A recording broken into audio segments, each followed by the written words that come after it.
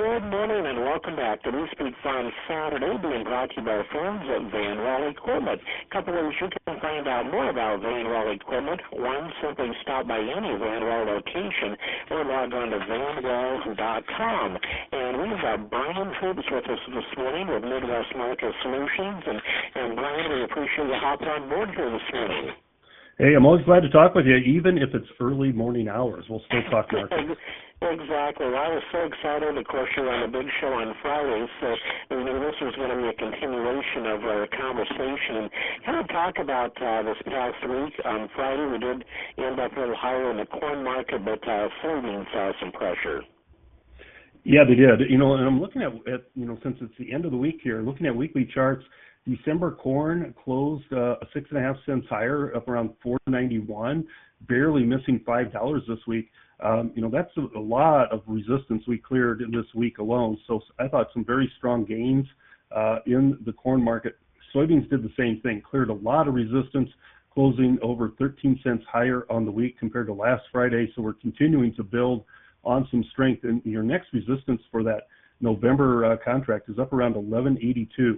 And that seems like that's certainly a possibility, or within reach anyway, as we start this new week. Now, we got a lot of help, I think, last week from surging energy prices and active fund buying, but there's also fundamentals at play in here with the corn market looking at high input costs, especially fertilizers, especially diesel fuel. It comes at a really bad time here when these prices are surging higher, as farmers are going to start heading to the fields very soon, planting their corn and soybean crops. And you're faced with these input costs, the markets will tend to put a premium in while we're planting to ensure enough acres get seeded to make sure those acres get planted to corn, and enough acres get planted to soybeans. That's a premium that producers want to take advantage of, is while that market rallies, putting that premium in to go ahead and make cash sales, buy some puts, whatever your strategy is, but at least to do something after we've had such a nice rally in the corn. December corn made a low of $4.45, and it's over 45, almost 50 cents higher than what it was since early January. You have to reward those rallies. Yeah, you talked about the wheat complex. That was on fire on Friday. Yeah, it was. Again, fundamental input, not just the war, but very cold temperatures are forecast for early part of next week across the winter wheat plains. And we're here in the plains areas, and our grass is growing, probably needs to be mowed here very soon because we've had rain, we've had warm temperatures, and the wheat crop is out of the ground. In fact, the head is exposed, and when that is in the head stage, if we have a frost, it can kill the crop and not just hurt it. It can actually completely destroy it and not reproduce. And so that is a real concern for this wheat crop going into this weekend. So we put in quite a bit of premium, 15, 16 cent gains during the session on Friday alone.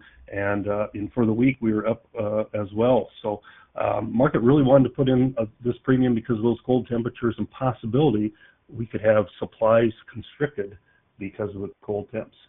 Now, hey, talk about the livestock market right quick. A lot of volatility and sounds like maybe a plant closing in Colorado come the first part of the week. Yeah, that is what we're looking at. It's been talked about for some time, so it really doesn't catch the trade off guard, but you are taking away 5,500 head kill facility off of production. And it sounds like they've already transferred some of that kill plans to different plants that JBS owns, and there is some talk that maybe this plant will never reopen again. It just is going to shut down for some maintenance and workers strike. We'll see if they do end up reaching agreement, if they do coming to terms and reopening it. Otherwise, it's another plant that has closed, more production that we're taking off of the market. Hopefully we can make up for it somewhere else because we do need this slaughter capacity. We need those kill levels to stay relatively high here in 2026. And then how about the hog market? Some pressure seen this week. Yeah, it seems like the cutout values have really succumbed to some pressure, and so we saw a lot of pressure against the hogs this week, losing some ground on the weekly charts. We look at June futures losing over $3 this week as we up near the highs of the 110 to 112 range. Seems to be a lot of resistance, and the cash markets and products are weakening at these higher levels. Okay, very good. Here's a wrap up here, Brian. How can our listeners reach out to you at Midwest Market Solutions? You can find us on the web at midwestmarketsolutions.com, or you can give me a call directly, 417-501-5132. Awesome. Hey, Brian, thanks for joining us here this morning on We Speak Farm Saturday. You bet. Great to talk with you, Dwayne.